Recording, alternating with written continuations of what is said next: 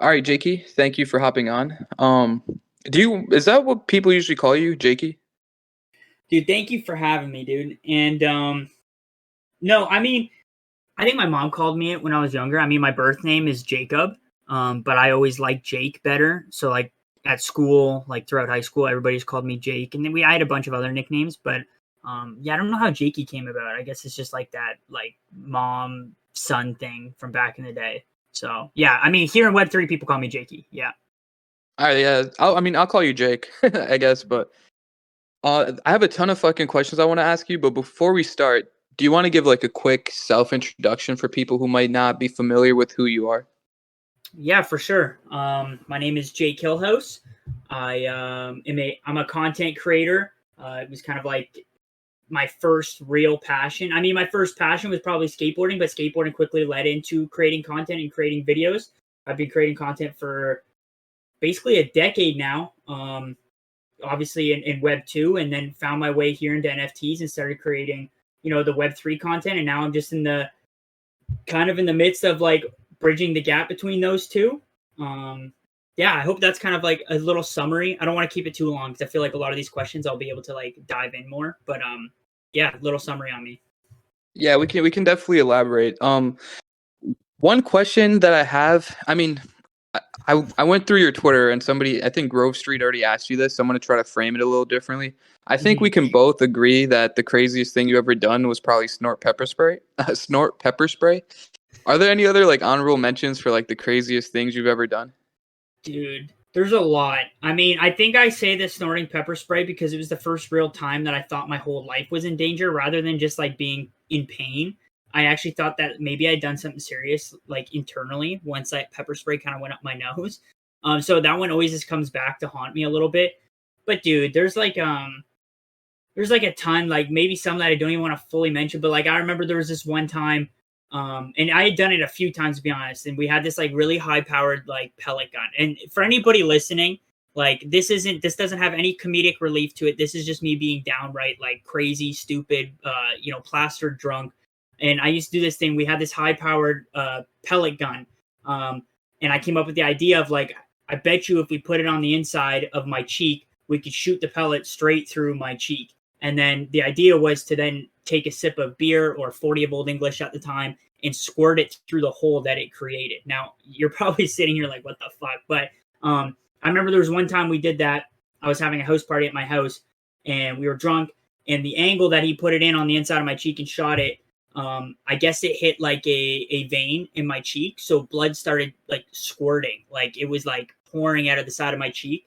And I thought I hit an artery because there's a lot of main arteries in your face. That's why I'm saying don't do anything that I'm saying in this whole podcast. But I thought I hit an artery. So I want to say that's probably one of the craziest things that I've done because at the time I really thought like, damn, I'm going to have to go to the hospital and like I'm going to like fight for my life here because I just hit an artery. But it ended up just being a vein. But that was like super scary. So that's probably one of the craziest things I've done. I mean, of course, we've got like the Superstore jump inside of like Superstore where I jump from the balcony. That's like a notorious one. But yeah, I think those are like off the top of my head. I bet you if you went on my YouTube, you could probably find way more, to be honest. Did the pellet gun or did the pellet itself like get stuck in your mouth or did it No, it went exit? clean through. Jeez, yeah, that's as you were telling me that my jaw kind of dropped a little bit. That sounds fucking crazy. I think snorting pepper spray is crazier though because you like introduce an external object inside your body. And the thing with the shooting a pellet gun, see, I mean, if the pellet itself didn't get stuck in your mouth and just left, you can kind of bandage yourself up. And Yeah. I feel like the pepper spray, like I feel like you. How long did you feel the effects of that for? Like 3 days, I'd imagine. The pepper spray, yeah. I mean, I couldn't hear for like at least 24 hours. Like this was in 2017, so it's a little while back. But yeah, I couldn't hear, and like my face was swollen for a few days because like snorting it's one thing, but like obviously all your senses are very close to each other on your face, right? So if you snort it and now you're like slobbering basically, like I'm trying to clear my nose, I'm like whatever, like whatever, and so like you're touching your face, you're trying to like whatever, and so then it spreads to your eyes, and then next thing you know, like you've touched your ear, and like so in all, like I snorted it, but it ended up getting all over my face. It was everywhere, right in my mouth, everything. So Yeah, I think it was like it lasted like probably like a full like 48 hours. But I remember like waking up that morning and being like, damn, like maybe I should go to the hospital. I still can't hear. I'm still like swollen. Like my nose, like I can't even breathe through my nose because of how painful it is. So yeah, it was long lasting. Yeah, so for anyone who's ever dealt with pepper spray knows how insane that is. I feel like a lot of people have never like actually encountered pepper spray. So for like some extra context, in high school, I had my high school was like I want to say like 2,500 students, so it was a massive high school. And our cafeteria insanely huge. I was on one end of the cafeteria. This girl on the whole other end sprayed pepper spray on the floor, and then I had a crazy coughing fit. Like I was coughing like crazy, and everybody was looking at me, and they're like, "What the fuck are you coughing for?"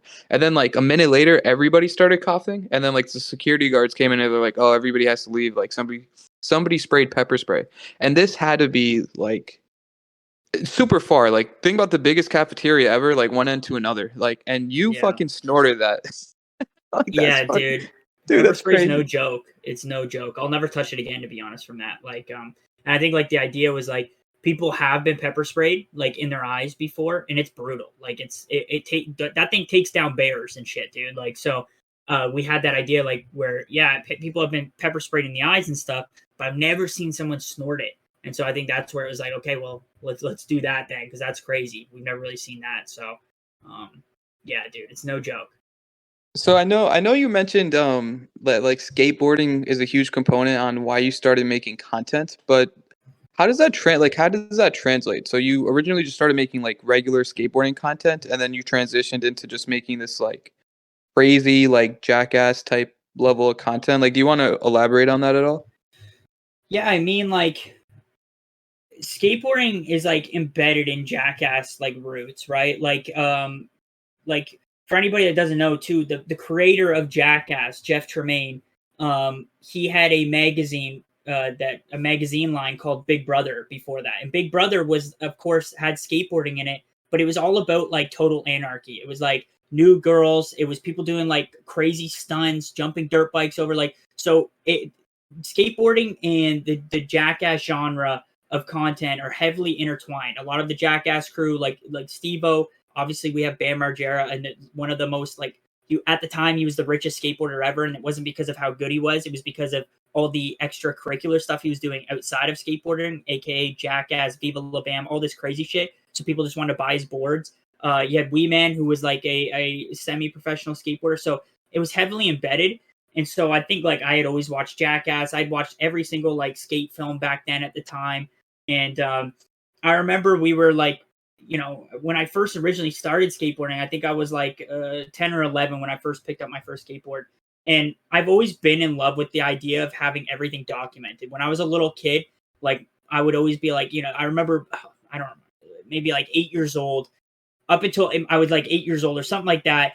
My dad would always have like his film camera and he filmed like Christmas Day. And then one Christmas he didn't have it for some reason. I remember being like, how are you not going to like, I basically forced him as a little child to like go get out the camera, make sure this is all documented. So I've always been obsessed with that. And so it was no different when I first started skateboarding. We started filming this little series called Clip of the Days. And it slowly started like us just being kids, right? Us at the skate park, us going downtown Toronto and skateboarding, and then us like fucking around with security guards, going in stores and knocking stuff over. And I think that was like the first start of it. And then I've told this story a few times, but I'll keep it brief. I think like when I first made the initial transition of like doing strictly skateboarding content into like, okay, I want to start doing this crazy shit and like mix that in. It was the summer of 2014 on Go Skateboarding Day. I went downtown with a few of my homies. We were warming up. I was trying this trick over this like 8 stair, fell, and I broke my arm completely in half. It's whatever. It was like gruesome. And I remember, ambulance coming to get me, but all I could think of, and my arm's like completely in half, and all I can think of is like how crazy that footage is because my buddy was filming it, right? Like that footage must be insane. And so like, I go through, get my arm put in a cast, like get put under, whatever. I finally get home from Sick Kids Hospital. And my buddy's with me, and I'm like, yo, like, let's edit that, like, get that up. Like, that's the first thing we did. Like, I didn't care about anything. I didn't want, like, no Tylenol. I just wanted to make sure, like, I wanted to see that video edited. I want to see how crazy it was.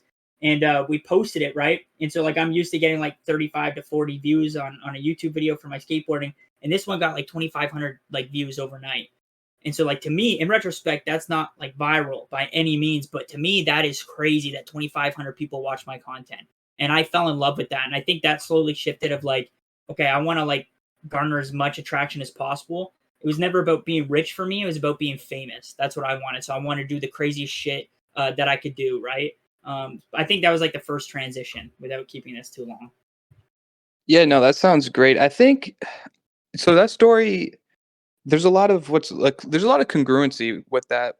I think so. Like me myself, right? I've always loved like creating content. So just like you, when I was like a kid, I was a fucking huge like WWE fan. So me and my little brother would like record ourselves doing like the craziest WWE tricks on each other, like in our fucking like on a mattress in a room, and like I would use like Windows Movie Maker, edit them, drop it, Hell and yeah, then dude. like I remember, I don't know what about it. It was maybe I don't know. Growing up, like watching YouTube, I thought it was the coolest shit. And then after that, I got a little bit older. I think it was like 11 or 12 when I started playing Call of Duty and making Call of Duty content.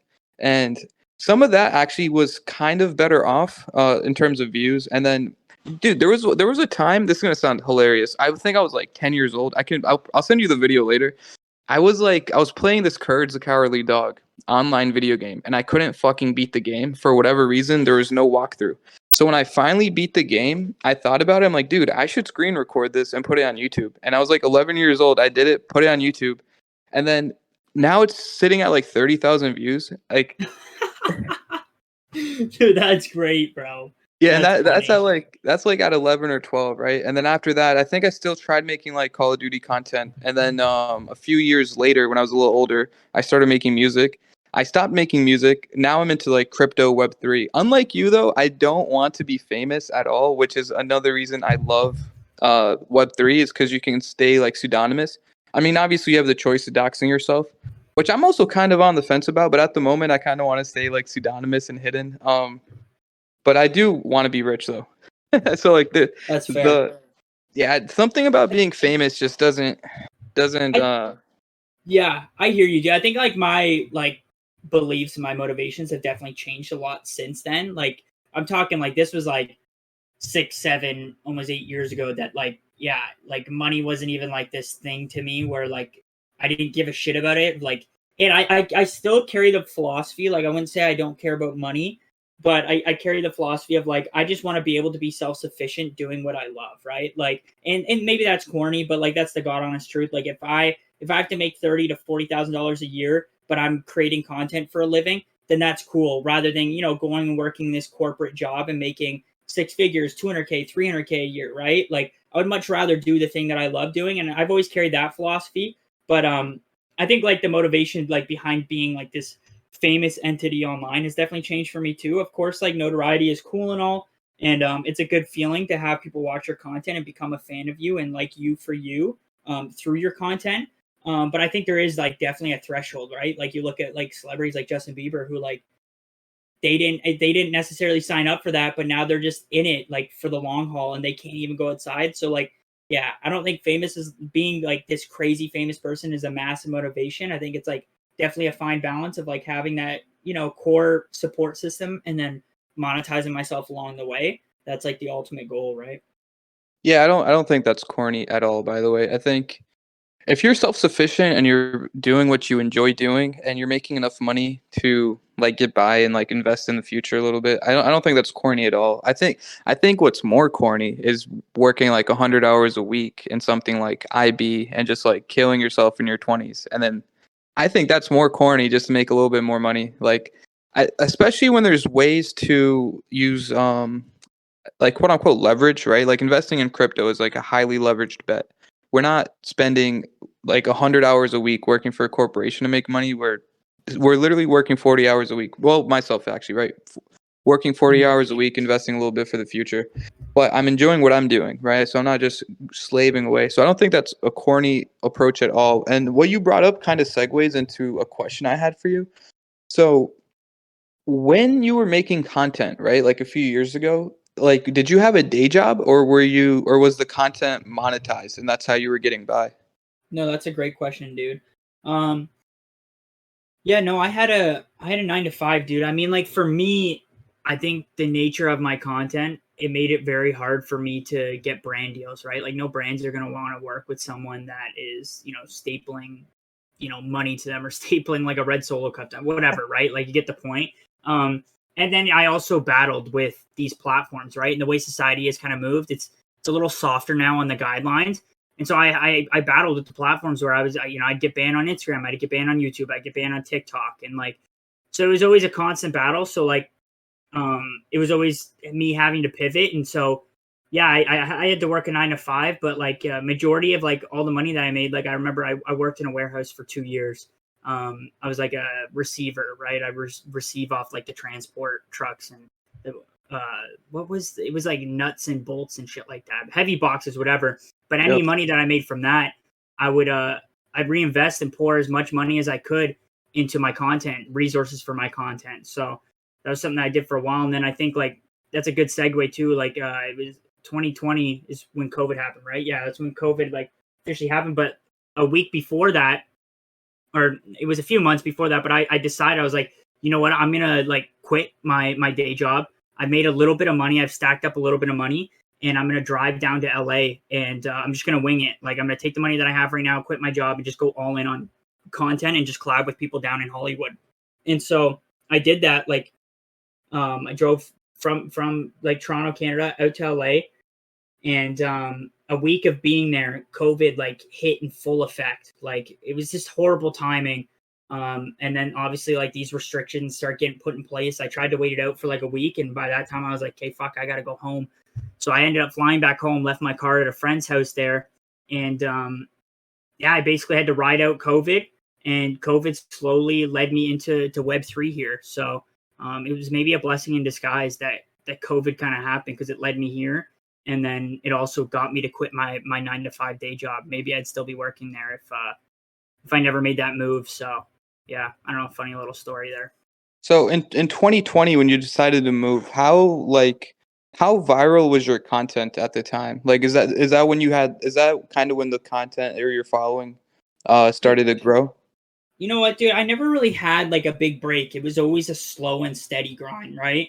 Of course, like I had my few like spurts of growth when I would, collab with the Nelk Boys, or I'd get on World Star again or something like that. And I'd have those spurts or whatever. And then of course, like I think COVID was where that genius idea of the mime versus pain challenge came. And that's when TikTok really started popping off, right?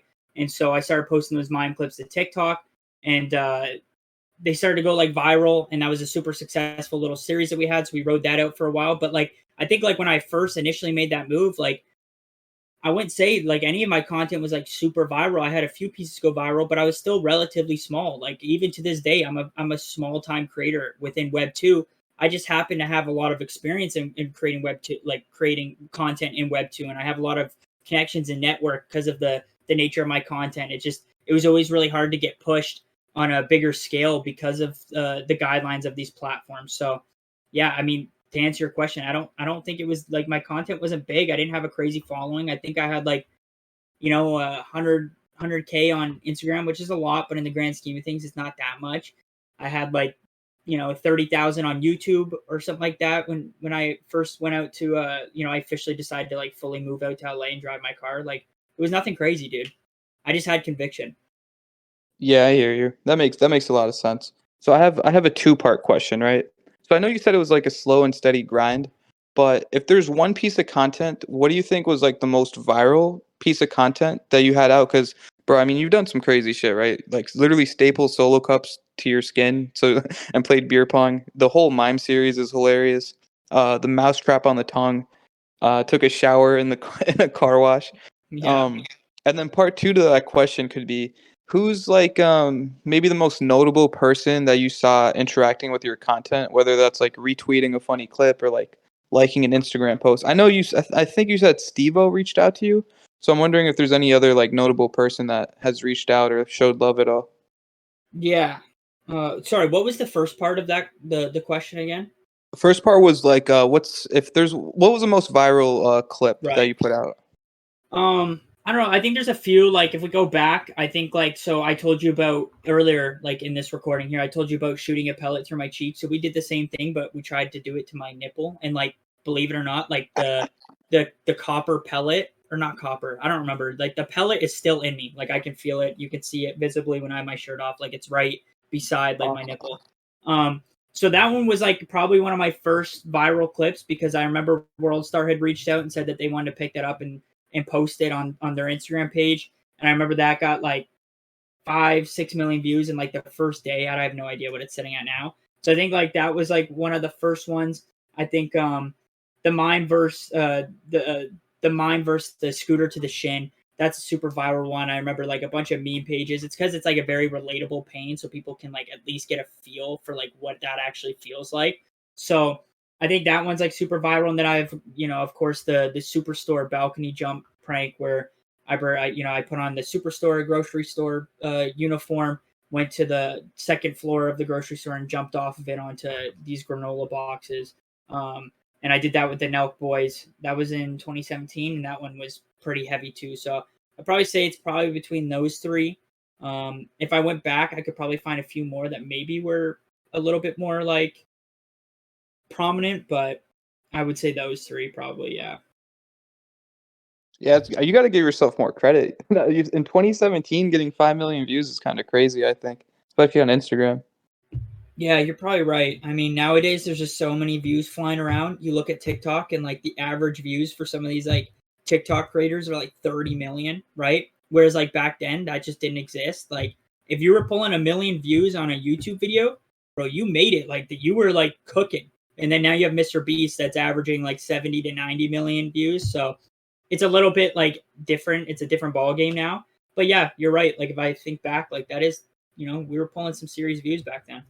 Another thing we had to consider too is how many users were on the platform, right? So like it's hard to differentiate between really large numbers, but this might be a good example. This might be a bad example. I think in like 2020, whenever Drake dropped Scorpion, or was that, I don't remember. I don't think it was 2020, but whenever Drake dropped Scorpion, it was the like highest streaming album at the time on Spotify for like week one numbers. It did like 1 billion streams, right? Yeah. And then a few years ago, Olivia Rodrigo, she dropped an album and her album did more streams than Drake's. But at the time, like there weren't that many users on, like quote unquote, that many users on Spotify. Because it's kind of crazy to think like some new girl who just kind of got famous off a TikTok song just did more streams first week than like the biggest artists of the last 10 years, right? But yeah, Spotify had like twice the amount of users when she dropped that album like a few years later. So it's like another thing to consider. So like nowadays, yeah, TikTok, like a lot of things go viral, but literally like every single person has TikTok on their phone, and it's so easily accessible, and and obviously the algorithm is insane, right? So it's kind of hard. You can't really compare past numbers to like now's numbers, unless it's your own content, right? Just to see how you've grown at all. So I know you have a YouTube channel, right? Mm-hmm. Do you have a Rumble account too? I do not. I've heard about Rumble. I know like a few creators have had to go over there. I mean, I know Andrew Tate obviously went there. I believe I heard like I don't really follow up much with these guys anymore, but I know Steve will do it. Like was deplatformed. He had to go over there, but I haven't looked too much into it to be honest. Yeah, so Rumble is allegedly supposed to be like a YouTube without any moderation, I guess. So like you can post like the craziest shit there and it shouldn't get taken down. So I feel like for your brand, some things you might benefit from actually being on Rumble. Like some things I feel like YouTube would take down. I feel like if you posted the clip of you shooting a pellet through your nipple, I feel like YouTube would not have that up for that long. Yeah, they've already taken that down. I mean, like, yeah, that's like always an interesting concept. It's just how much do I want to invest into a new platform? Like if I'm like, all right, fuck it. Like I'm gonna like I guess like in terms if you're just saying like you may as well just post them there. Like maybe they just have a placeholder over there, like right. And that would make sense. But I mean, if I'm like gonna make a, relatively committed switch to Rumble, it's a little nerve wracking just because you don't know the longevity they have. Like at the end of the day, YouTube will be king. They have that first movers advantage. I'm not saying forever, but I really fail to see how another platform can compete with them in terms of like longer form content, right? Like if you even look at like YouTube Shorts, like I don't know what how big the difference might be between numbers on TikTok and YouTube Shorts, but I know a lot of people use YouTube Shorts now, and they just completely ripped that idea from from TikTok, right? Which TikTok ripped from Vine, right? So I don't know. I think YouTube's always king, so it's going to be really hard to compete with them. But it might not be a bad idea to at least just have some content on Rumble. I'm not sure.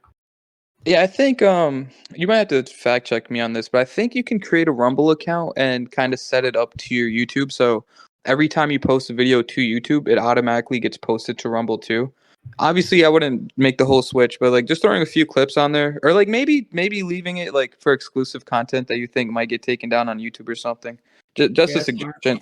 I don't use Rumble either ever.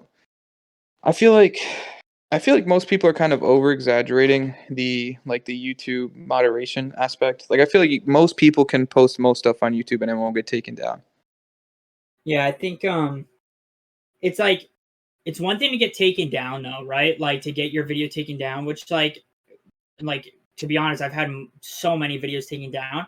That's just like one piece of the pie, dude. You think about how the YouTube algorithm works. If you have a video taken down or your video gets copyright striked or it gets demonetized, like that affects your channel as a whole. It doesn't just affect the growth of that video. Like if your video gets demonetized when you upload it, you can kiss that video goodbye. Like maybe it'll get pushed out to your subscribers, but the recommended, the post notifications, it doesn't get pushed to that, right? So and then you take that and say you've been demonetized in the last 3 videos. Now your channel and like the way your channel functions in the YouTube algorithm takes a hit. Now your YouTube channel is not being pushed at all. And like not even to your own subscribers. Like sometimes people will go in their subscription feed and won't even see your video. Like these are just gimmicks that YouTube has done for a while that like are nowhere in like that terms of service or anything. They just do it. And like people like you said, like people complain a lot about it, but like and make a big deal of it, but it's been an ongoing issue for so long with YouTube, and they do these little tactics because they want it to be all PG-13. And I get it. They had that adpocalypse, like they have to watch their own back. They have to be profitable. But it's just like I wish, like I guess they were more transparent and open with their policies on what you can and can't do. There's still so much gray area with YouTube. And for something that's been around for the last, 15 years, like we've been through the ringer with YouTube, you'd think like their policies could at least be a little bit more aligned and like mapped out. Because like if it was in front of my face and they're like, you literally cannot do this and you can't do this. And if you do this, this is what will happen to your channel. Like if they had all that mapped out, I can't complain. Like I uploaded the video, I broke the guideline. Like I can't complain that my video didn't get pushed or my YouTube channel didn't get pushed. Like, cause it's there, but they've never mapped it out like well. They were never transparent. They never put it in like proper wording, if that makes sense. And that's what always drove me nuts. Yeah, no, that makes a lot of sense actually. And I think the Nelk boy said if they even post a video that has Steve will do it in the video, like they can post it, but if he's in the video gets like demonetized and not pushed. And Yes. that is a good point, that it doesn't just fuck up the one video, it does fuck up the whole channel. So for example, one of my friends, he does he has an Instagram account and he does like fitness content, and his Instagram was like all his posts got like put into the algorithm. Like everything he was posting would get like, it would slowly go up, but like he was averaging like 20K views. And then one time he posted like some random meme, didn't have anything to do with fitness, didn't have like, it was just a random meme, and somebody reported him, and now his videos on Instagram just do no numbers at all. Like it's ridiculous.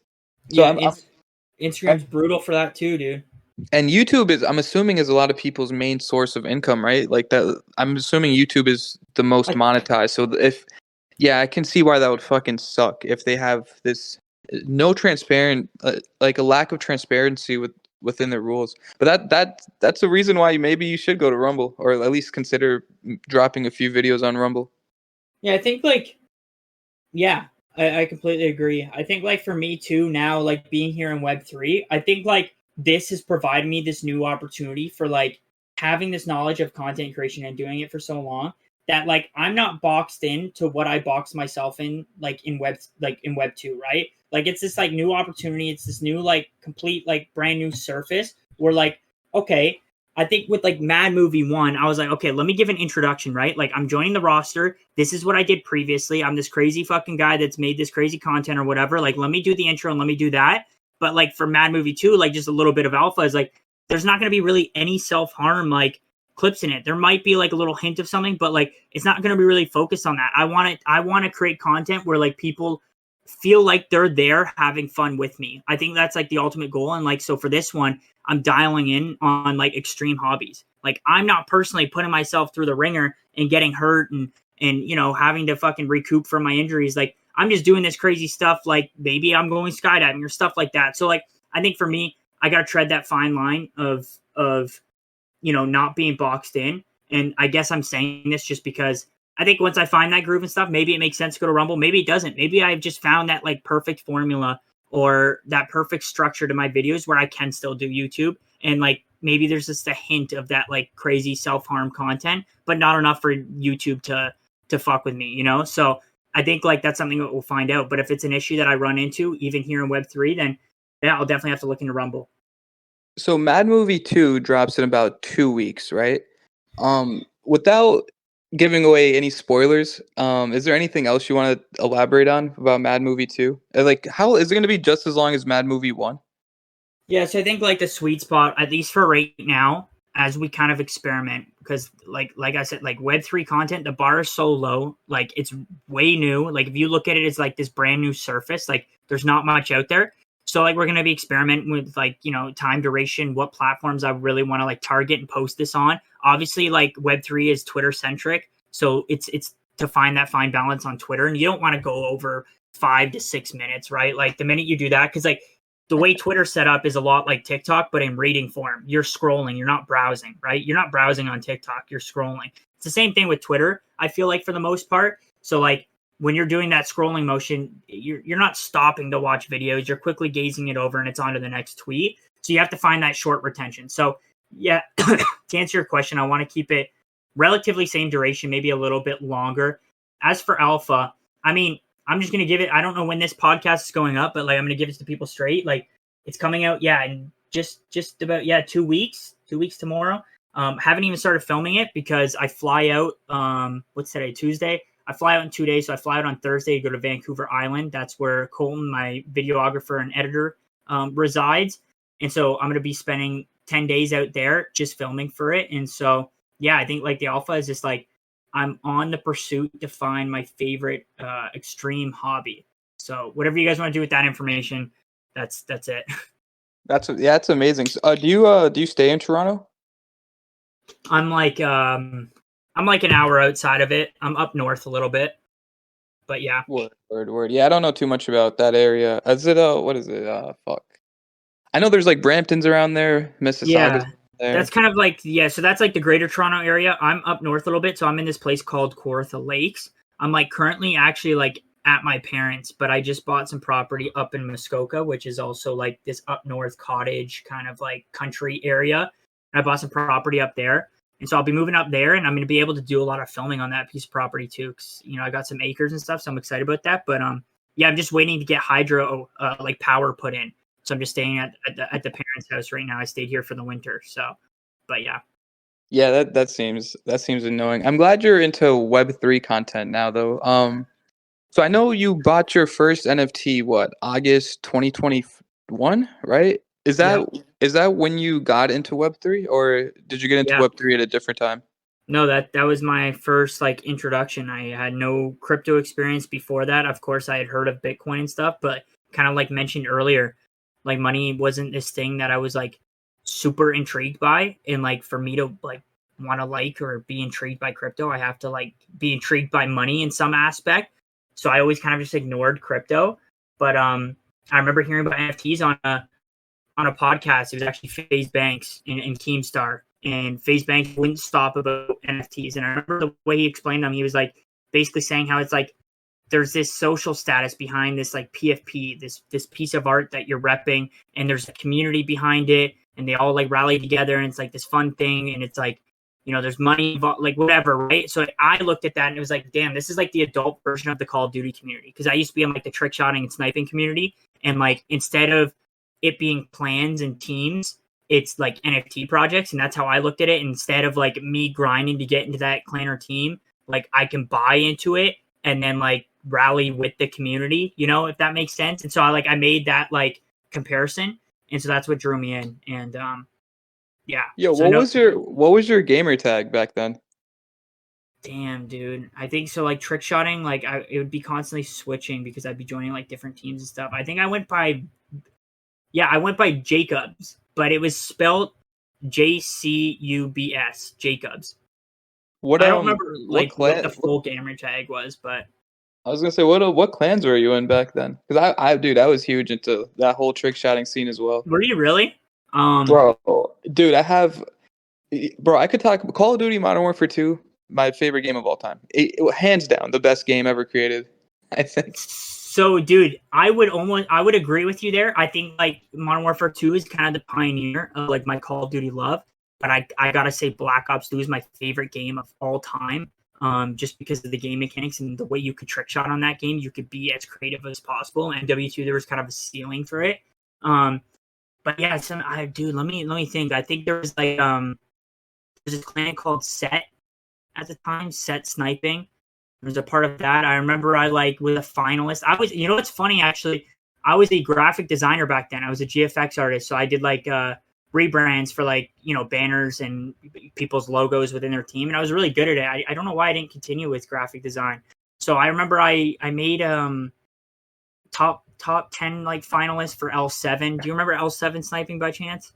Yeah, for sure. Yeah, L7. I remember I got an honorable mention in the Era Eternity recruitment challenge.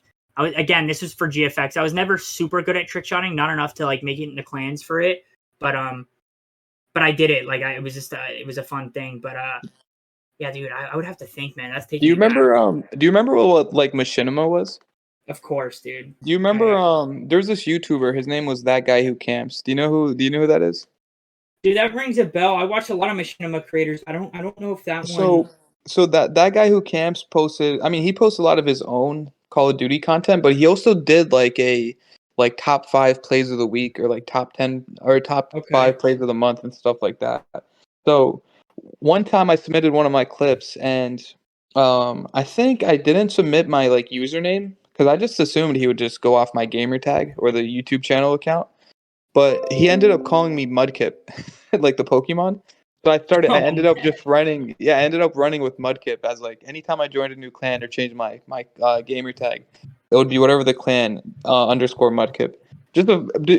I'm glad you mentioned that you used to do graphic design because that just goes back to the earlier point where it's like I feel like if you like content creation, you're always going to be creating something until you find what you want to create forever.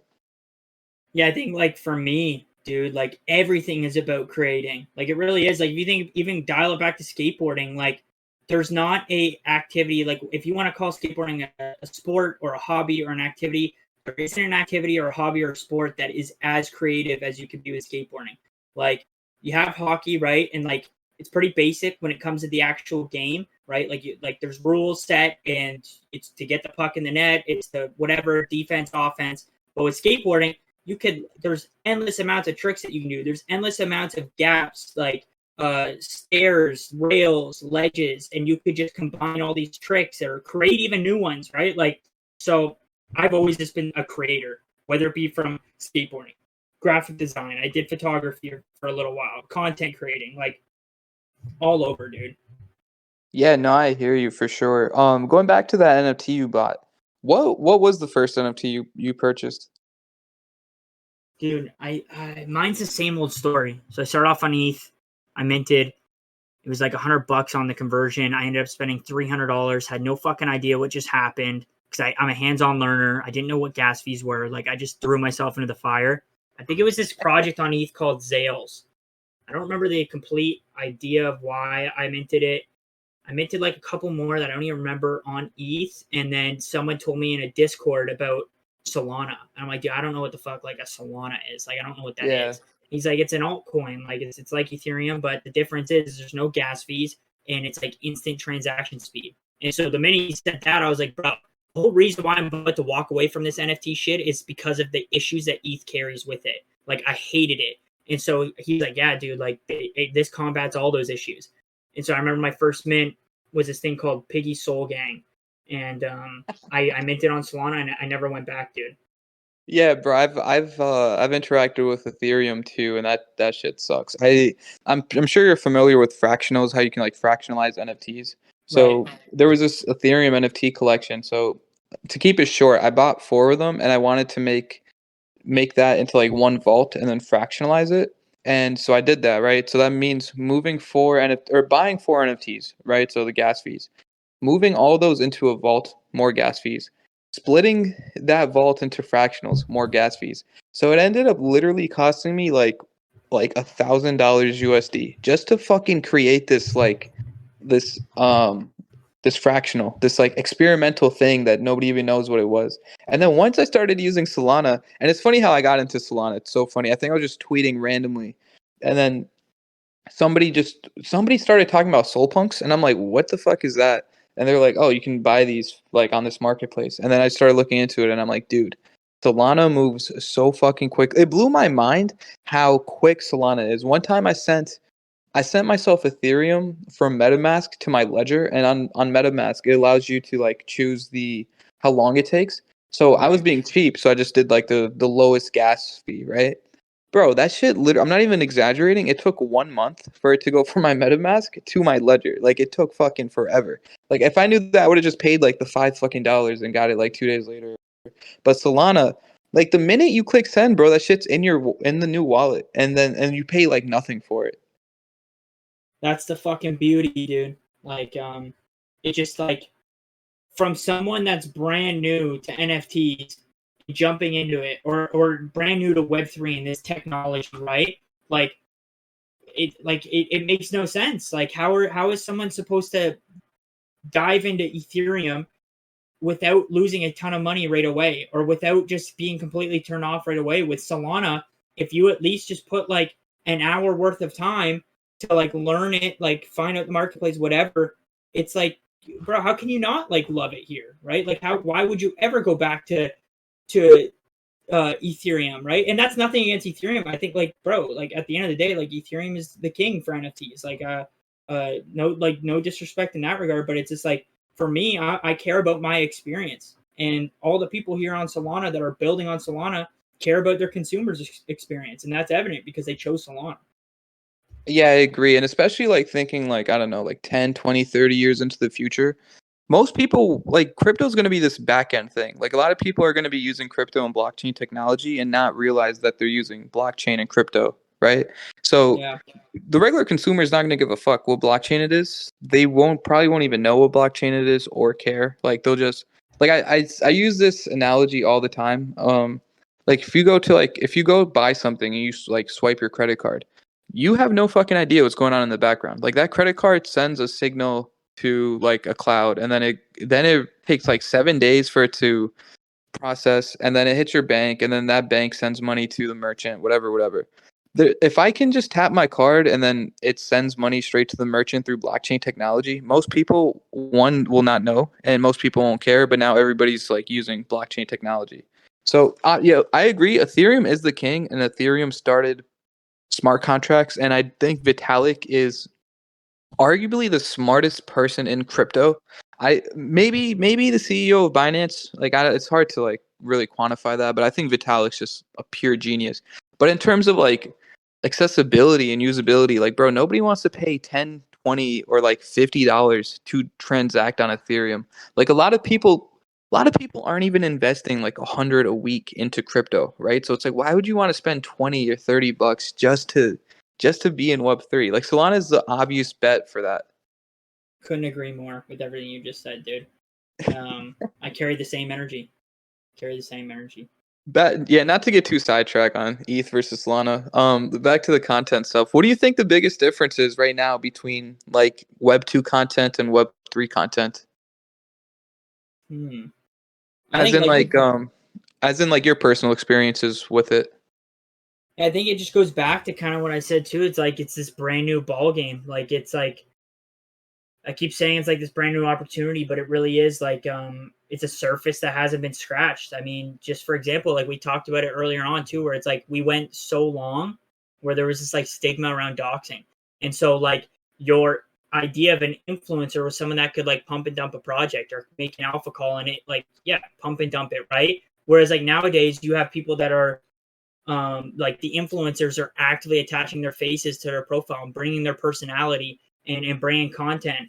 So I think the fact that Web3 is brand new and the bar is so low for content here that it creates this perfect opportunity. Like if you were someone that was like an aspiring like YouTuber, or you wanted to create your own talk show or whatever, like you can now do it here in Web3 and have like an initial audience.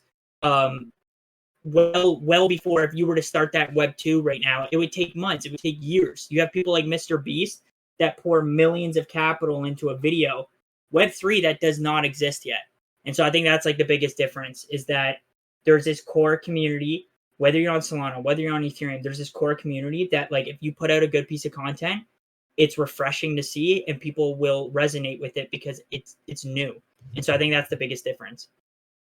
What's the feedback like on your Web3 content versus your Web2 content? So like, do you get, if you can compare, like, is it more negative? Like, is it more negativity, more positivity? Like, are you noticing a difference in like feedback? Well, I mean, there's a bigger audience on Web2. So like, yeah, I definitely get a lot more like negative comments. You have the haters, you have the trolls and stuff. Whereas in Web3, like I said, it's so refreshing that I don't think like, and it depends on the piece of content. Like I think with the Mad Movie one, maybe it was kind of hard to hate on, other than like, you know, people calling me an idiot, which like I'll take that as like a compliment. Like, yeah, sure. Like to sit in front of a firework and try to box it. Like, yeah, I'm an idiot. But like from a hating standpoint, I think it's like we're not at that point where there should be like haters like towards like content creators by any means. So in like Web2 is just a bigger audience, so you do get a lot more trolls and haters in that sense.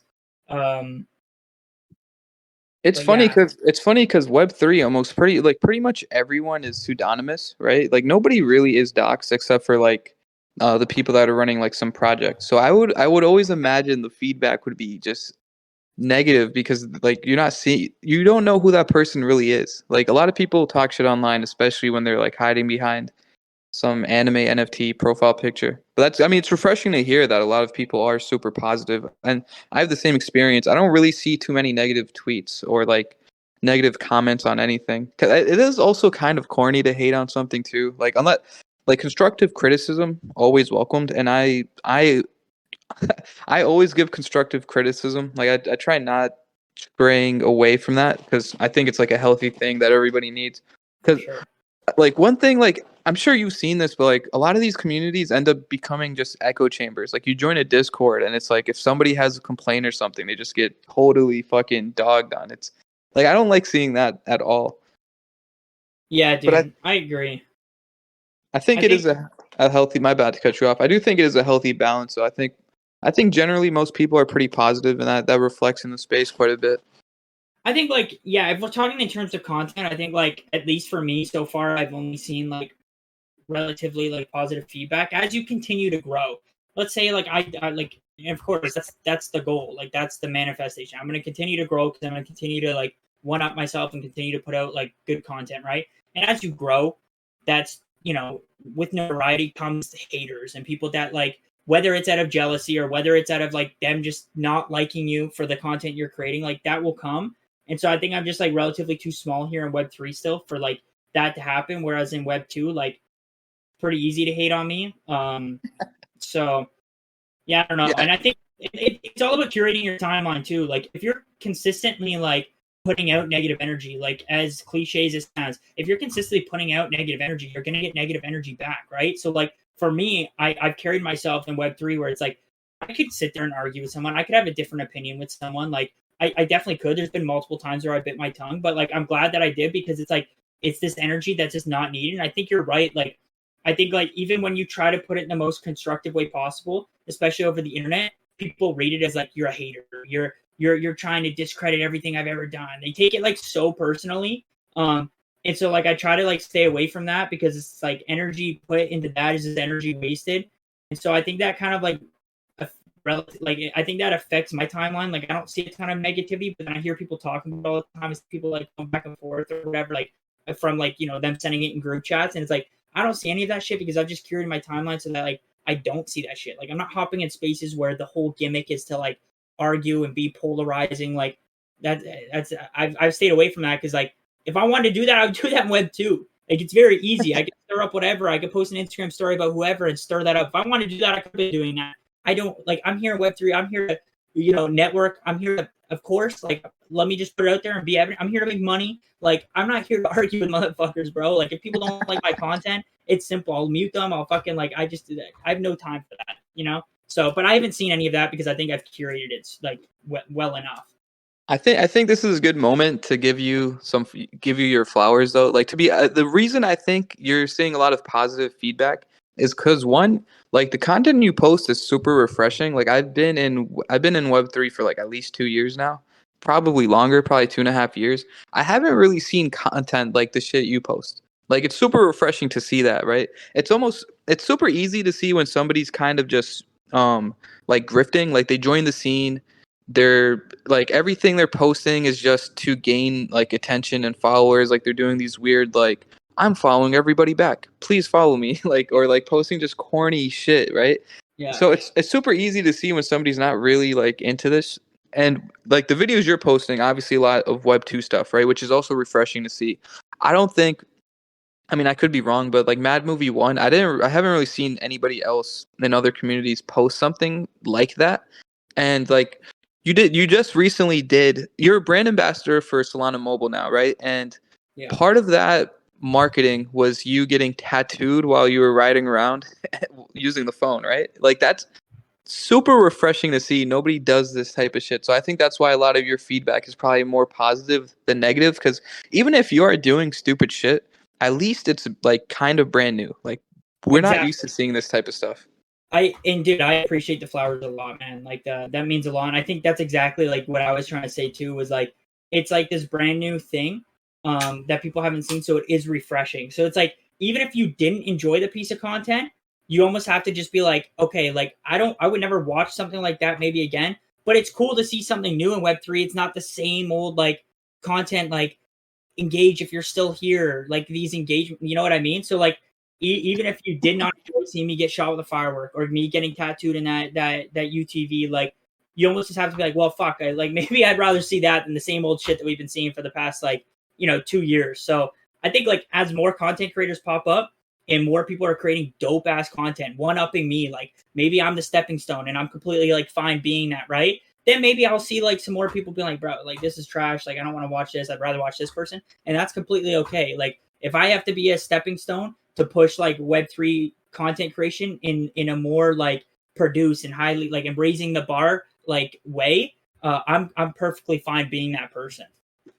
Yeah, I think one challenge with producing Web3 content is not being doxxed, like with everything being pseudonymous. Like bro, this is a perfect example, right? So I've done podcasts before that were like actually like with cameras and stuff, right? Which I would love to do still, but I don't want to dox myself yet. So like even like this podcast, since it's purely audio, I can't really throw it on TikTok or YouTube Shorts because I mean it just doesn't translate the same as if it was actually recorded, right? So it's good to see somebody, especially now that you're talking about doing like these higher production quality pieces of content. Like we don't see that, and that I think that's going to be huge for mass adoption eventually, because I can't imagine like some random soccer mom joining. Like imagine some random soccer mom joining Web3 crypto, and it's just a bunch of tweets about like just a bunch of everybody hidden away behind stuff. You don't see anybody doing anything.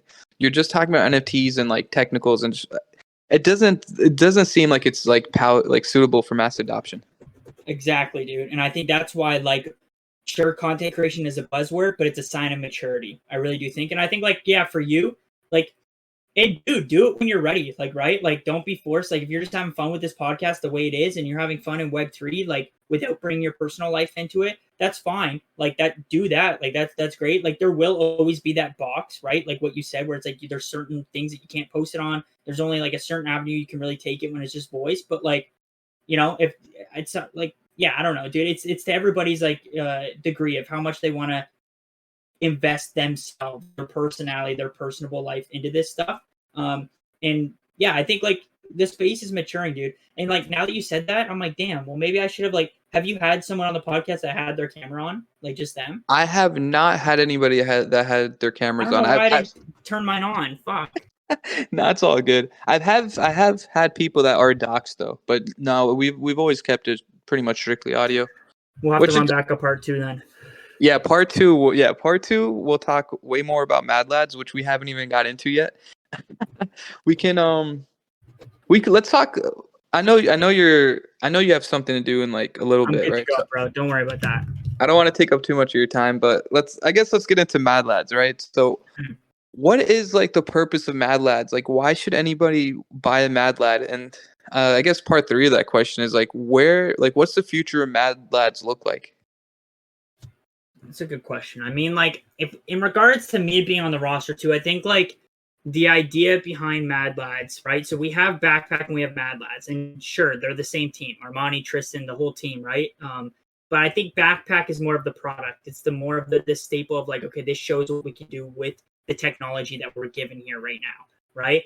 And then MadLads is kind of like the face. Not to say, like, again, I'm not on the core team, not to say that there won't be any forms of utility. I know there's been hinting at staking and stuff like that. Not to say there won't be those NFT Web3 gimmicks to MadLads, but I think MadLads is going to be the face towards, Backpack, which is the product. And I think for MadLads too, the brand that they've already like kind of curated, the phrases, like it fits so well with me, and that's why the roster makes so much sense. And I think the idea behind the roster too is like, let's not even use the words NFT and crypto. Like, let's not even do that. Like, sure, we can do that here on Twitter, but when it comes to like me creating content or new people that are added to the roster, fuck the word NFT and crypto. Like, let's just create dope ass like Web 2 content and like create this natural bridge for people to be like, dude, I like what Jake just did or whatever. Like, that was a funny ass video, but what is this MadLads shit he's talking about? Like, what is this shirt? What is fuck it, right? Like, I'm gonna check that out. And so if they're, inclined to check that out, they're going to do their research. And next thing you know, they're buying a MadLad on Magic Eden because of the piece of content that they watched. And now they're a fan of the brand. So I think like with the roster, it's like, let's get people a fan of the brand and create like a natural onboarding process through that. And like, so for example, I don't know if this is alpha. I don't think it is. Like, hopefully Tristan doesn't get mad, but it's like I've already said it in the space. Tristan was saying too, it's like, we're going to pick up like some heavy like Web 2 content creators. Like, for example, he's from Hawaii. He grew up surfing and he's got a bunch of like professional surfer friends that create lifestyle content, dope content in Web 2. And he wants to get them on board. Like, they don't have to like fully understand Web 3 and NFTs. Let's just have them repping the brand and get it out to their friends. Let's blow it up in Hawaii. Let's blow it up in Europe. Let's do all these things, have content all over the place. And get people to become a fan of the brand before even mentioning it's an NFT project, because the word NFT holds so much stigma in the real world right now. Like, let's work backwards, right? And so I think that's the idea for MadLads, and especially the roster, is let's create this dope ass brand. And I don't just mean like you had all these projects are like, we're creating a brand. No, let's like actually do that. Like, let's build a fucking dream team of content creators to do that, right? At the end of the day, you look at any company on planet Earth, like, their marketing is done through content, commercials, YouTube ads, right? So let's do that with MadLads. And then once we've kind of roped them in and we've given them the Kool-Aid, now they can understand what Backpack and how that's going to change the world.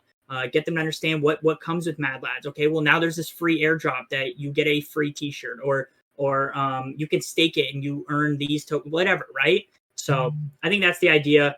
That's the game plan for MadLads. I don't think there's been, of course, my opinion is always going to be biased because I am, affiliated with MadLads, but I don't think there's any team on Solana, or maybe I don't want to say all of crypto because I don't dabble on ETH too much, and I know D-Gods are over there too. They're obviously doing their thing and very good, but like I haven't seen a team like Armani, Tristan, and the whole Backpack team that has such a great understanding and such a grip on like what should be done from these teams and these platforms, these fucking crypto related projects. They have such a grip on it and such a good understanding, and it's really refreshing. And that's why that synergy between us was just like, I don't care what the details are between, like, I just want to be affiliated and I want to fucking work and I want to blow MadLads up. And that's the energy I'm going to carry through Mad Movie and all the content I produce for them. And yeah, that's like, sorry, a little long, but like, I get hyped up on that. Cause like, yeah, I think like I'm passionate behind my content, but then I'm passionate behind like, if I'm using my content to push something, I have to resonate with it.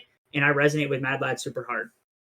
Yeah, no, that's a great answer. I think when the people like talk about utility, right? I think it's kind of a silly point to talk about, because like when you boil down quote unquote utility, it almost ends up being nothing anyways, right?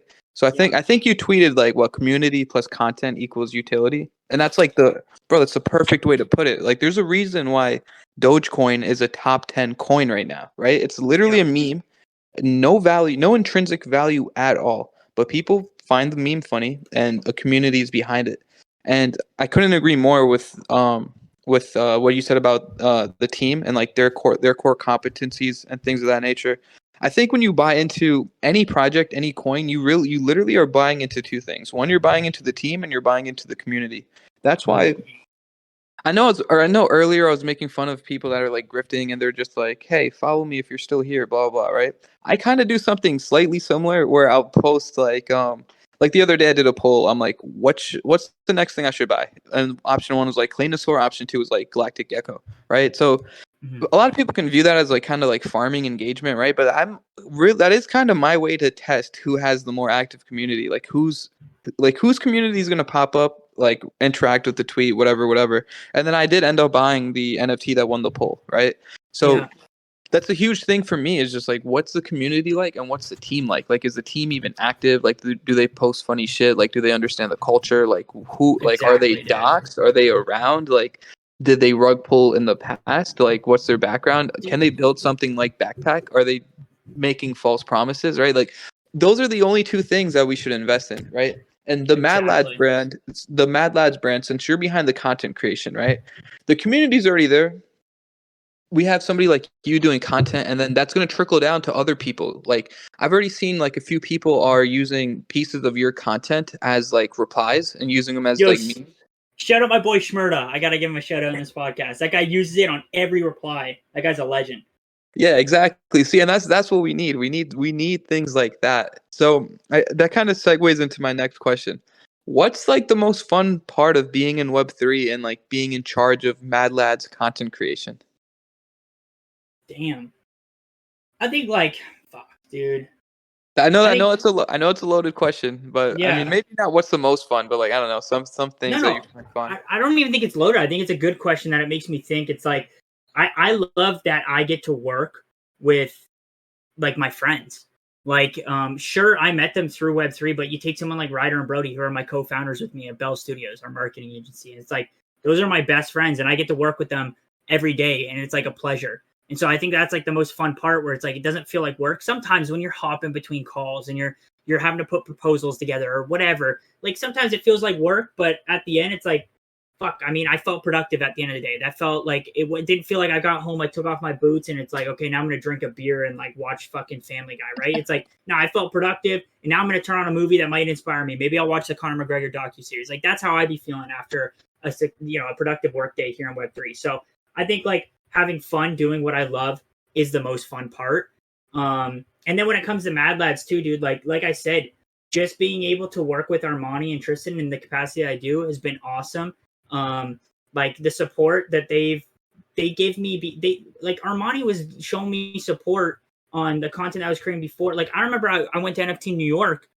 And I'm gonna come across as a douche here because I do forget his name. He came up to me. He's like, listen, I'm a part of the MadLads team. Armani's just over there. Because Armani was about to go up on stage for the OK Bears event. He's like, he wanted me, like, we're all a fan of your content. He wanted me to give you this t-shirt. And he gave me the Fuck It t-shirt.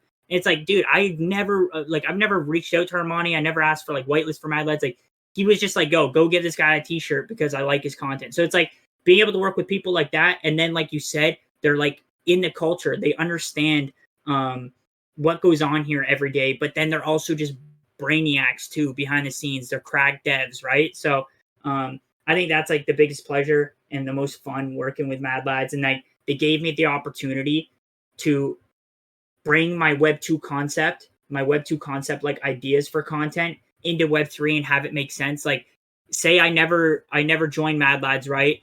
And I start bringing this like crazy Web 2 content into Web 3. It's like, okay, but like why? Like, it doesn't make sense. Why are you randomly like hurting yourself? Like, we don't understand this, right? And like, that was always hard. Like, what am I going to do now? Like, tell everybody, hey, I created like Web 2 content. Like, no, like, just hear me out. Like, this is why I do this. Like, no, MadLads gave me that perfect bridge. They gave me that opportunity to do that Mad Movie 1 and be like, hey, this is who I am. Like, you guys know me as Jakey. Maybe you guys knew about my past a little bit, but like, let me fucking show you, like at face value, let me show you like what I'm up to and what I like to do. And so they gave me that opportunity. And like, that's all I can really think of nowadays. Like, Mad Movie 2, bro, all I do is like write down ideas of how I want it to be, and like I don't know, it brought this creative like sorry, I'm going off on a tangent, but it brought this creative process and like passion. So that's the best part on both scales.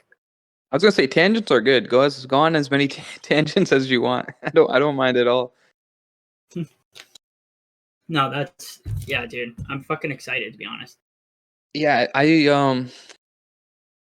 don't want. Yeah, I was gonna ask about. I'm not gonna ask. This would be a silly What question. Is it? No, I don't like talking about price predictions too much. Okay, yeah. That almost instantly got out of my mind. But yeah, we can skip price predictions. So obviously you're a huge fan of MadLads. You're literally on like the content side of everything, right? But I do see you constantly showing love to like other NFT projects. What are some other projects that you're like a huge fan of? Uh-oh. I know I'm gonna like forget one and then fucking feel bad, dude. Damn. You know what, dude? I'm friends with a lot of the prominent like founders in this space. So like someone that's always shown love to me, and I fucking love him. I met him in New York. It's Drax from Famous Fox.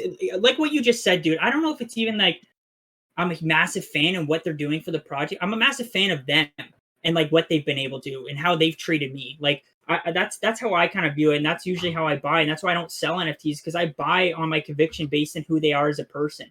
So you take someone like Drax, like I don't even know much about like what the perks of holding a Famous Fox are. I just fucking love Drax. And then you got Nikki from DJ Academy. DJ Academy is a fucking pioneer. It's they paved the path for people. Just first movers, just a pioneer. And so like Nikki has been a good friend to me. Met him in New York as well. So I love Nikki. OK Bears, Kai's also a good friend. Galactic Geckos, I love genuine articles. Stoned Ape Crew, PFO is the fucking man. Damn, there's so many I'm gonna miss here, and they're gonna be like, "What the fuck, dude?" Anybody that's fucking pushing the pace and like you can see it, they're trying. Like I know even like someone like Soulport Tom, Tayo, they get a lot of flack. They fucked up a lot recently. Like they're kind of in the gutter, but like I met Tom. You could see Tom wants to do what's right. Like let's not forget, motherfuckers, this guy derugged Tayo, right, and brought it to 100 floor. But motherfuckers, like they like to forget those things. Like people like to forget that PFO, like sure, maybe Stoned Apes have been down and like, but he's pushing the pace. He's created this natural Web 2 to Web 3 bridge with Payleaf. Like Stoned Apes were at 100 floor at one point when Solana was $100, but motherfuckers forget about this. So I think like I'm a fan of any project, as cliche as it sounds. I'm a fan of any project that is pushing the pace and trying to do best by their holders. And even if it's not looking great in a floor price value, whatever, if they're innovating and maybe they've acted as a stepping stone so others can thrive, I'm a fan. Yeah, I couldn't agree anymore. And I think since we're in a bear market, it's a little hard to like properly assess these assets anyways. Like there's a lot of like Aurora is one of my favorite ones, right? They're like building this crazy Web3 game. They have the same artist as MadLads, right? Yeah. And right now their floor price isn't that high, but it's like what they're building and like who, like the team behind it, how much money they have, like insane, like super bullish on them. And like obviously like DJ Ape, right? So crazy amount of provenance. I think that was that might have been my very first big like Solana NFT purchase. I mean, I purchased like Soul Punks before, but those were only like 5 Soul each. When I got into apes, I think the floor price was like 40, 50 Soul, right? They are huge. They're one of the main reasons the price of Solana itself appreciated, right? So many people were buying into Soul just to buy these apes. And then there's like geckos. They have the craziest trading community. Now we have things like Claynosaurs where Clayno's backed by like they have old team members from like Pixar, and they have like obviously like endless opportunities. So there's so many great projects in the space, and I think as holders, right, we always expect like an ROI. So it's really easy for us to be like super pissed or short-tempered with people, right? I mean, it's not always going to go our way, but we're investing in these high-risk assets, right? So I think we should all kind of keep that in mind before we like complain about like dumb shit. Dude, sorry, I don't mean to cut you off, and that's the thing too, because like it frustrates me, and I've tried to preach it a few times, and I get it, dude. People want to make money. They like the best utility is floor price go up, but like if you just take that out of your mind when you're initially going to buy something, instead of because so many people look at it and they're like, okay, they're on a dip, I buy now, maybe it'll go to this. Oh, they have this coming up, sell upon the news. If you guys just are like, okay, let me think long term. What are my goals in this space? Like, look at an NFT as more of just like price go up, price go down method. Look at it as like, okay, this person has done this in their past. Like you take Clanosaurus, for example, right? Like Cab, like, okay, so they've done, you said Pixar, I don't remember if it's Pixar or Disney, whatever. They have this experience prior. Like, okay, so now I have this like conviction in them. Who do I like? Do I like them as a person though? Like, are they well spoken? Let me go watch a Mark Kolser podcast. Great content creator here in Web3. He has a fucking awesome podcast with them. So now you've watched their podcast and you're like, okay, I like them as people. Not only just do they have this crazy experience behind the scenes like in Web2, I like them as people. So take methods like that when you're investing into a project and think more long term, where it's like, okay, I could buy this and like maybe it goes up to 60 in a couple weeks because they got staking or whatever coming out. But what happens when more people and this becomes quote unquote mass adopted? Like, is this going to be the project that can break that barrier, that ceiling? Like, I just think people have such a short term way of thinking. And like, don't get me wrong, dude. Like, I like to be a degen. I like to trade every now and then. I'm not great at it. And like, sometimes you do have to trade. Like, okay, can I make a quick fucking 2x on this? Like, I get it. But sometimes when you're making these like larger purchases or these convicted purchases, try to look above like face value. Like, really try to like, I don't know what I'm trying to say. I just like, I feel like some people are so short term minded in this space. And like, I get it. It's volatile. It's crypto, but yeah, I don't know. Yeah, no, I get it. I mean, it's funny when like something mints and then like 5 minutes later people are selling for like below mint price. It's like, bro, you didn't. It's ridiculous, dude. It's like, dude, you didn't even give it a chance. Like, what are you doing? I think, but on the other side of that too, right? I think NFT projects need to incentivize people to hold their NFTs.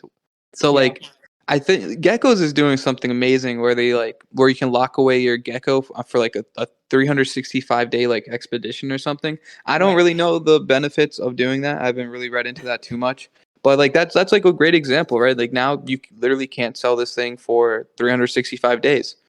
Yeah. I mean, I think even with geckos, dude, to be honest, like I'm just such a fan of the fact that that was like one of the most notorious rugs on Solana, and Genuine Articles was a fucking G and brought that literally from like in the negatives. It wasn't even at the bottom. It was in the negatives of how bad they like bruised the original community.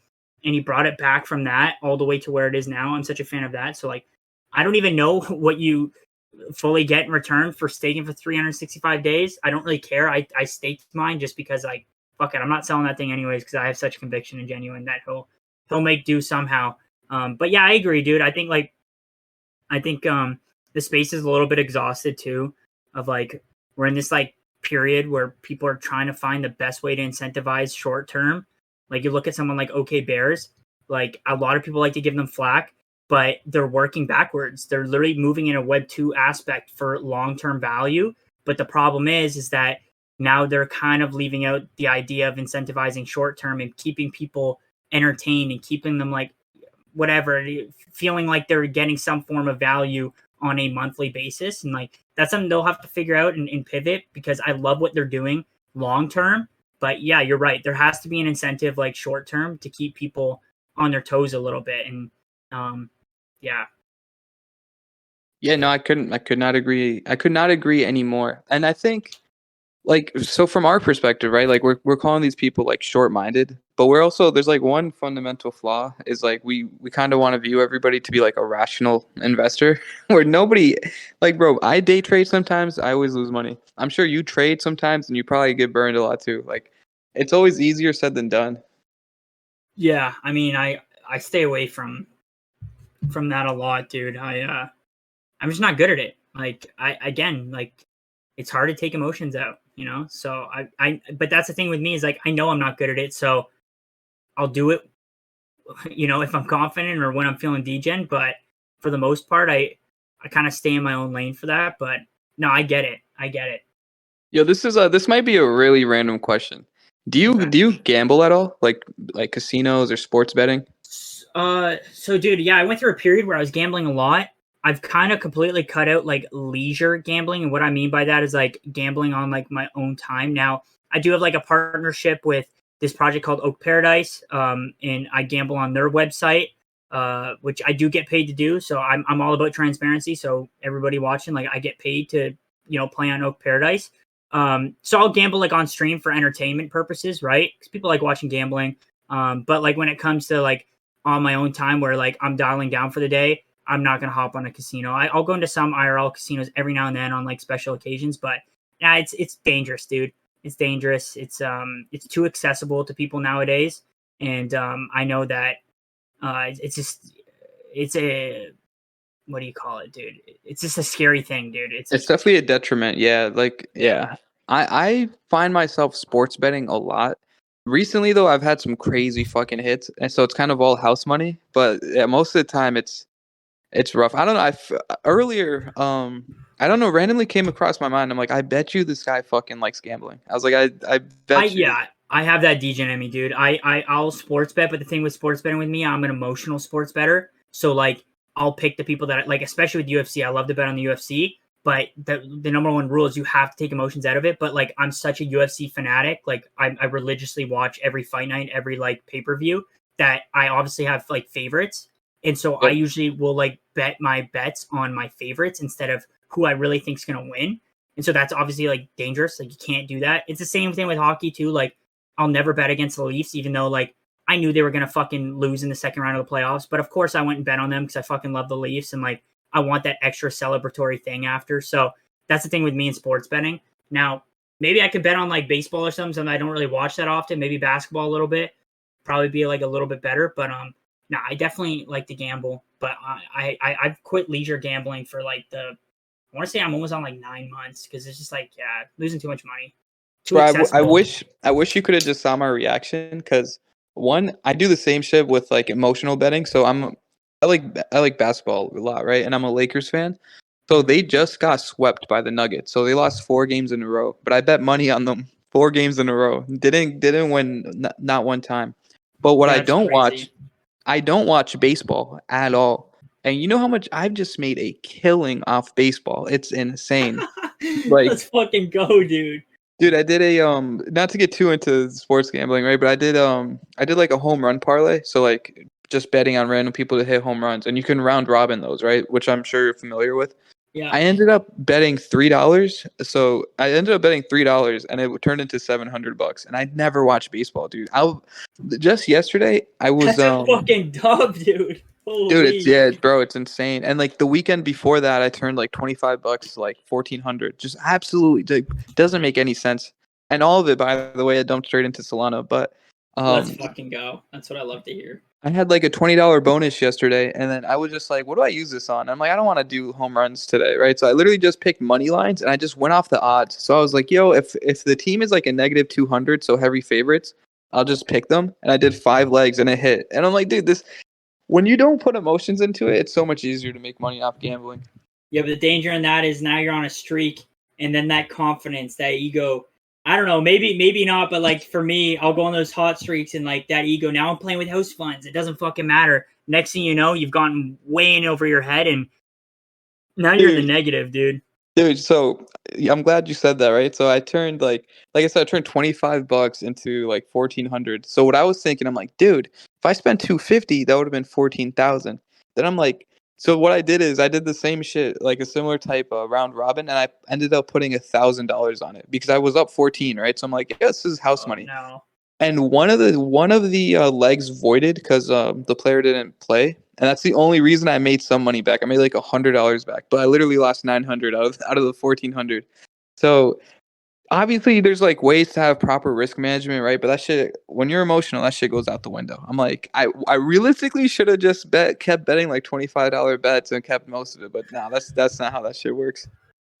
Yeah, it's the dangerous game, dude. It's a cycle, bro. There's what? No, this is so fucking toxic. But there's only quitters. Or what is it? There's no losers in gambling. Only quitters. Exactly. Exactly. And it's like 99% of people quit gambling before they hit big. Like shit like that. That's so brutal.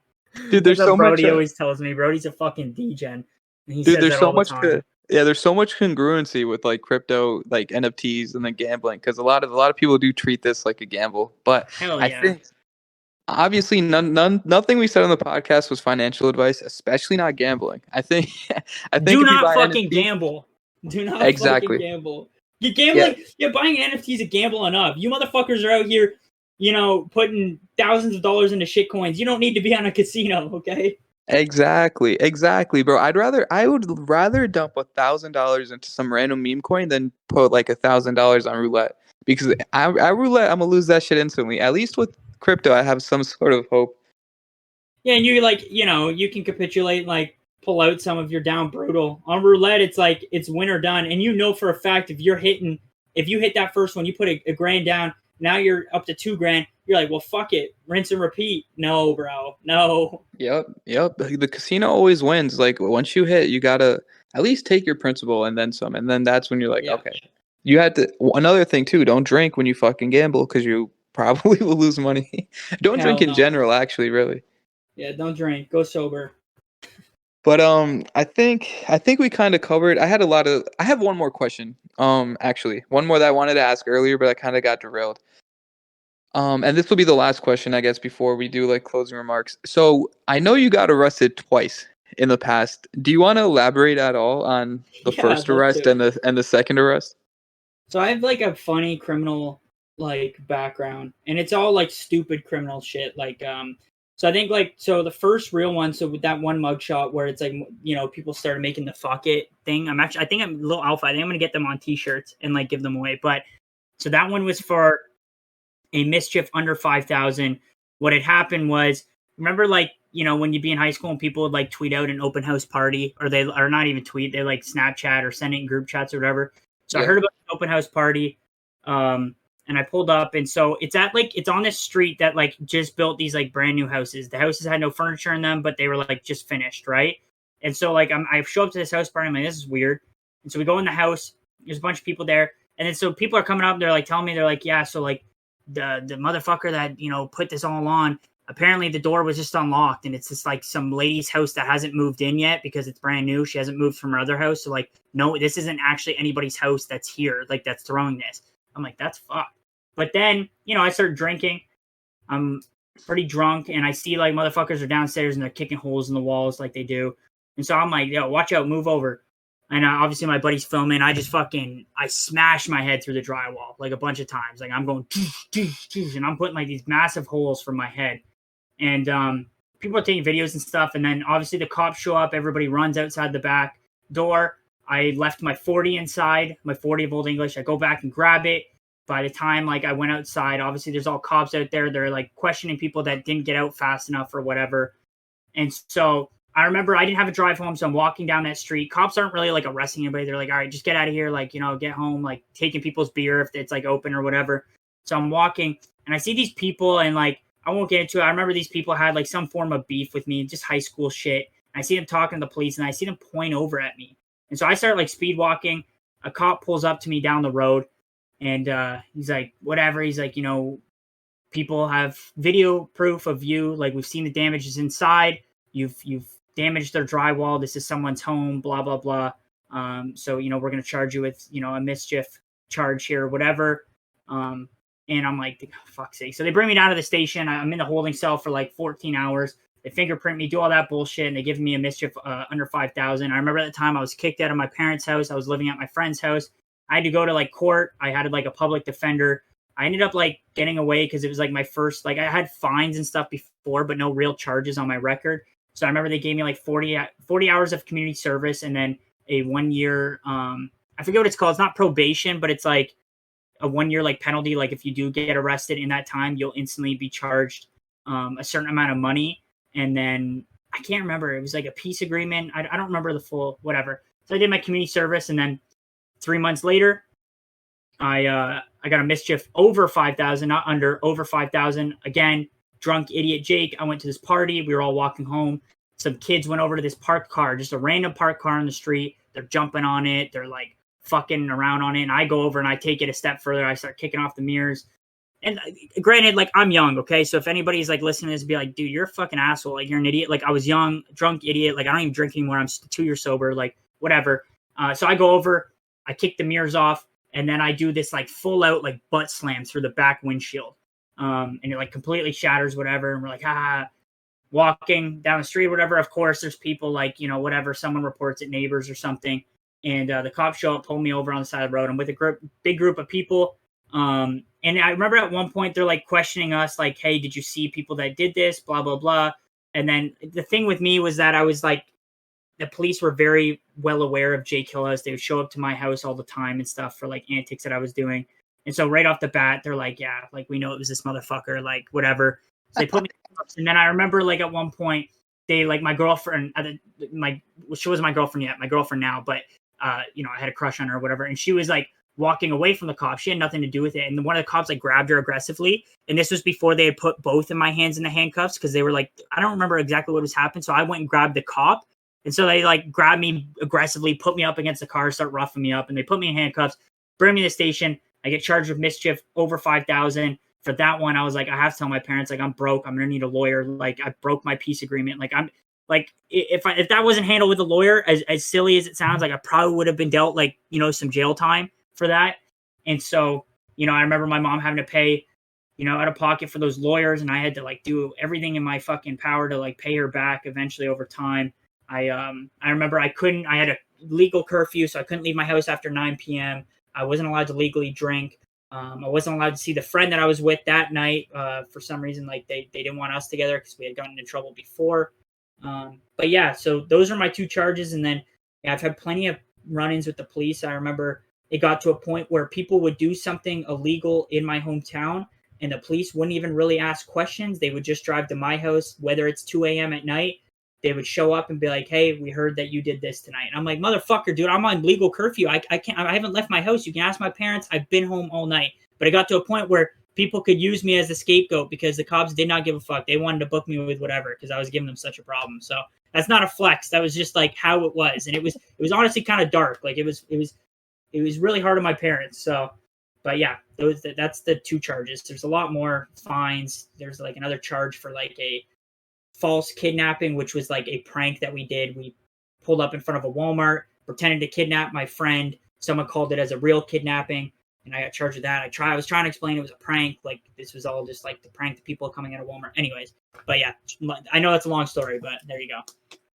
Dude, those are the prank. What do you call it? Fake kidnapping your boy is fucking hilarious, and I feel like the cops should kind of understand that is a prank, because especially if the person you kidnapped is like, nah, like bro, we're friends and we just film content together.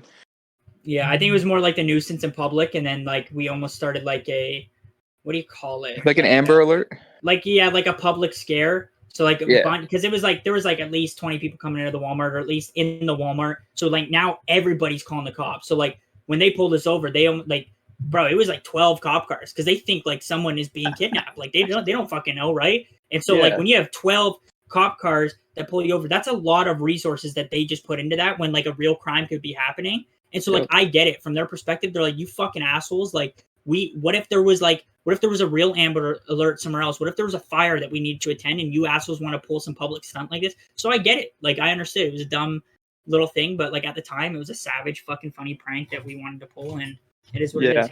I think people definitely will think you're an asshole for the past, but I personally don't think you're an asshole. I think it sounds like you've obviously changed, or maybe not changed, but at least like grew up, and you at least know the consequences of what you're doing, right? Like you're not. And another thing too, like, obviously we've all done like shit that we regret, right? So like for example, if you do ever feel super bad and you kind of want to make it right, like I can't imagine it's too hard to track down the person whose drywall you headbutted, right?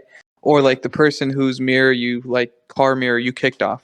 I don't think it'd be too hard to track them down. So like, dude, in like 2 years from now, when you have fucking a heavy 8-figure net worth, that's just what I'm predicting, that you'll have a heavy 8-figure net worth, right? It's not that outlandish to go to them and be like, hey, here's like $10,000. Like, sorry for what I did in the past. Like, I'm just trying to make it right. It'll help you sleep at night.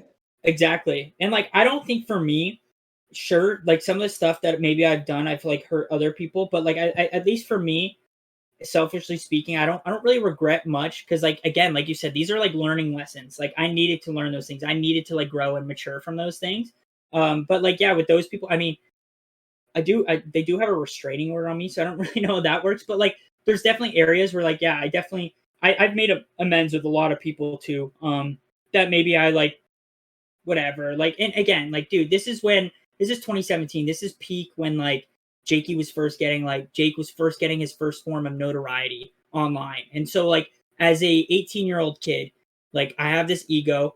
I'm drinking a bunch. I'm doing drugs. I'm partying. And now people want me to they want to take pictures with me. They want me to show up to their parties and do crazy shit. Like, it's impossible for an 18-year-old kid to not get some form of ego.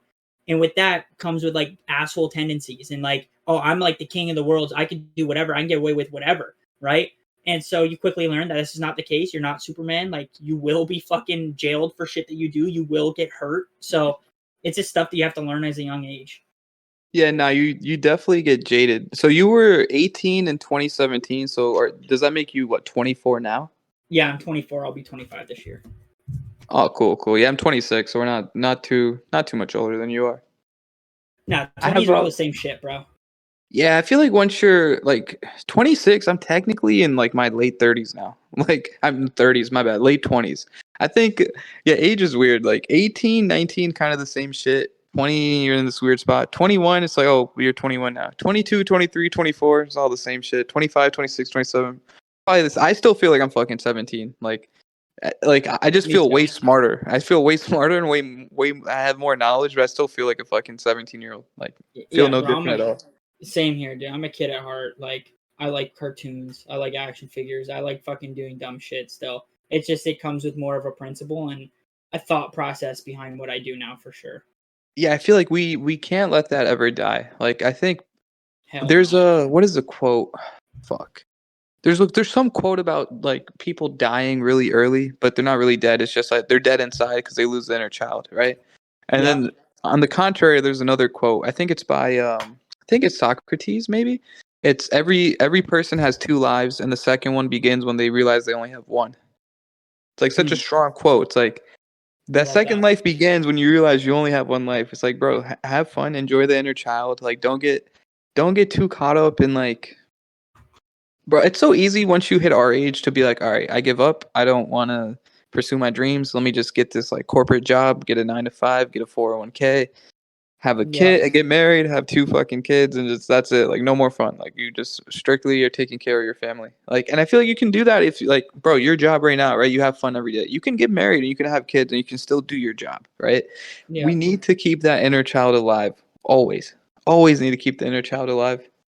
That's the message of this podcast. Keep that inner child alive. Because I couldn't agree more, dude. I mean, I remember in Web 2, like, we go back to where you, like, you know, where do you see the hate and stuff? And I remember so many of my comments, grow up, man, give it up. Like, you're fucking an adult now. Why you do? It's like, I don't want to, though.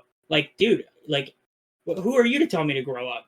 You know? So I live by that philosophy, having that inner child in me. And I'm a very sentimental and nostalgic person.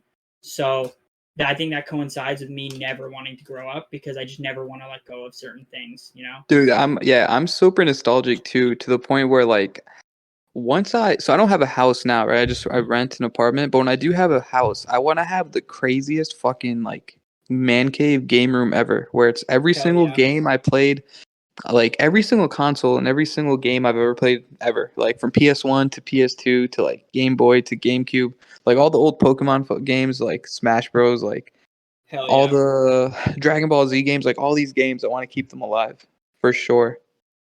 Hell yeah, dude! I lied earlier. I said I only had one question, but now this will actually be my last question, unless we start talking about other shit again. Where the fuck's the question? Okay, my bad. This is my question. I have a bunch. I had some notes, so I like ran through all of them already. But so I know you post like I'm familiar with your content, right? It's a lot of crazy shit. But have you ever posted like skits or like ever planned to? Because I feel like today's environment would be fucking great for skits. Like right now, the SEC as of yesterday is suing Binance, and as of today is suing Coinbase. And I know feel where like you're going with this, dude. I feel like they should be worried about like regional banks or banks in general that are facing insolvency, and they're coming after Coinbase for staking. It's those. I feel like we could make funny skits out of this. And hell yeah! Dude, I was in the shower today, and I was like, "Bro, who? K Money. He does great skits. Like he crushes them."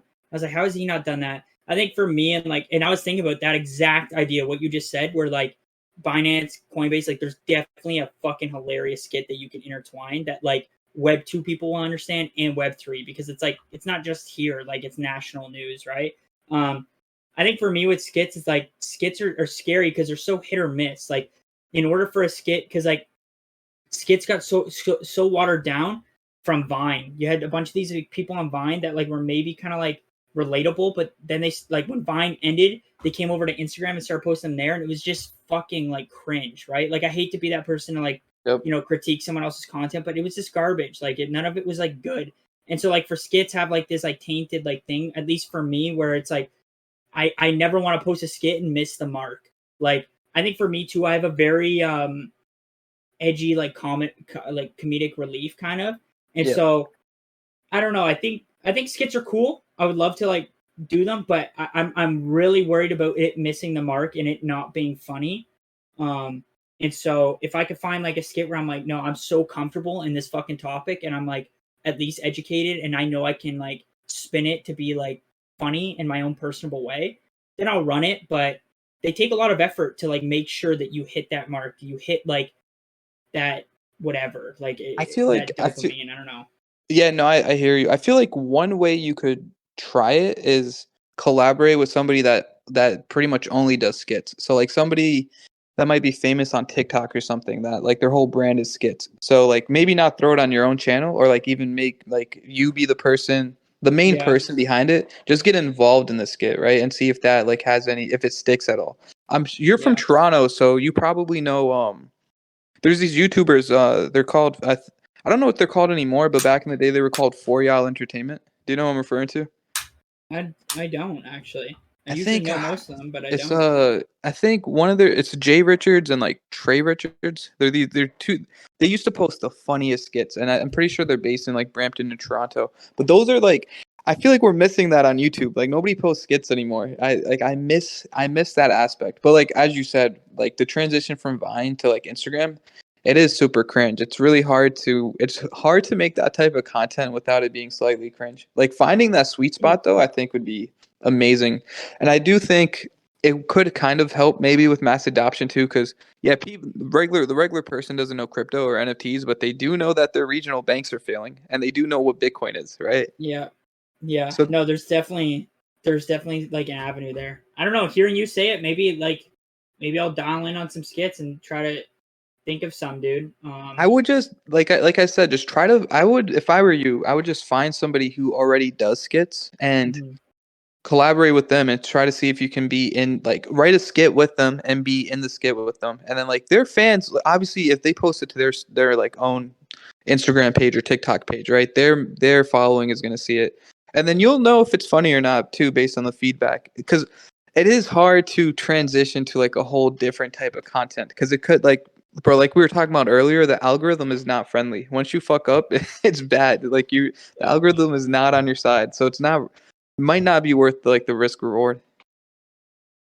Yeah, I agree with you. I think that's definitely a step that I could take, and I appreciate that, dude. Now I know what I can maybe branch into a little bit too. Yeah, no doubt at all. But that was my last question for you. I really appreciate you taking the time to hop on the podcast and talk about your experiences and talk about MadLads. I know we didn't talk about MadLads that much, but episode 2 we can mainly talk about MadLads. I really wanted this to be like, because dude, I'm super interested in like you as a person and the content you create, because it is super refreshing, right? Not to go on a crazy tangent. So I did want to kind of understand like who Jake is, and I feel like a lot of people on Twitter or like the Web3 community also wanted to know that. With that being said, do you have any closing remarks? No, dude, I appreciate you giving me the platform. Like, I think I'll never turn down an opportunity to kind of talk about like my past and relive those like funny and crazy moments. So I appreciate you giving me the platform to do that. And yeah, anytime, dude, whenever you want to have me on or whatever, like for sure, dude. I think this was super organic. You know, sometimes you'll have like certain podcasts or interviews that feel a little forced, and this did not at all. So I think you run a good ship here, dude. And I'm looking forward to the podcast that you produce after me, even, dude. Keep doing it. I think this is something that like the space needs as well. So I appreciate it. Thank you, man. I really appreciate the kind words for sure. Hell yeah, dude. All right, bro. Thanks for hopping on. Thank you, bro. Yeah, no problem.